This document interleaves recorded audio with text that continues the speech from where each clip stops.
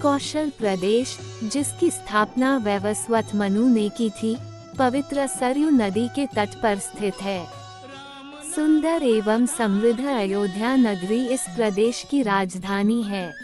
वैवस्वत मनु के वंश में अनेक शूरवीर, पराक्रमी, प्रतिभाशाली तथा यशस्वी राजा हुए, जिनमें से राजा दशरथ भी एक थे।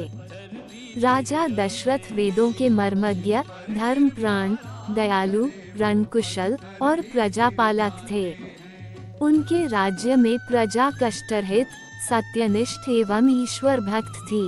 उनके राज्य में किसी का किसी के भी प्रति द्वेष भाव का सर्वथा अभाव था। एक दिन दर्पण में अपने कृष्णवर्ण केशों के मध्य एक श्वेत रंग के केश को देखकर महाराज दशरथ विचार करने लगे कि अब मेरे यौवन के दिनों का अंत निकट है और अब तक मैं निसंतान हूँ।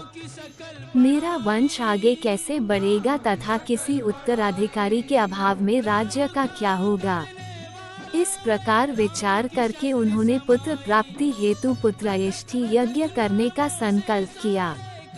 अपने कुलगुरु वशिष्ठ जी को बुलाकर उन्होंने अपना मंतव्य बताया तथा यज्ञ के लिए उचित विधान बताने की प्रार्थना की। उनके विचारों को उचित तथा युक्तियुक्त जानकर गुरु वशिष्ठ जी बोले, हे राजन, पुत्रयष्टि यज्ञ करने से अवश्य ही आपकी मनोकामना पूर्ण होगी, ऐसा मेरा विश्वास है। अतः आप शीघ्र अश्वमेध यज्ञ करने तथा इसके लिए एक सुंदर श्यामकर्ण अश्व छोड़ने की व्यवस्था करें।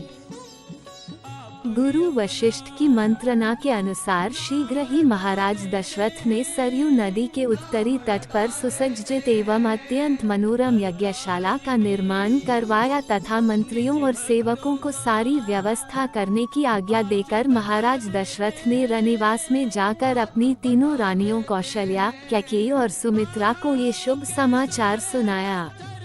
महाराज के वचनों को सुनकर सभी रानियां प्रसन्न हो गईं।